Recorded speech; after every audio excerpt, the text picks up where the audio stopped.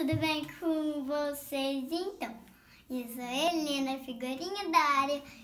Então, eu tô quase fazendo 1 milhão de inscritos!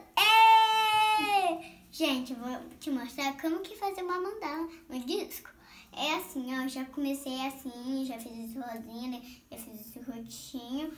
Agora eu tô começando com esse dourado. Gente, então, né, quando eu tava fazendo, você tem que tomar cuidado pra não derrubar. Aqui, ó, derrubei um pouquinho.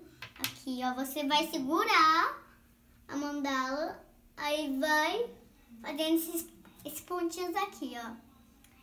Aí, ó, tá vendo que já sujei meu dedo aqui, ó? Que tem alguns pontinhos rosa, sabe, ó.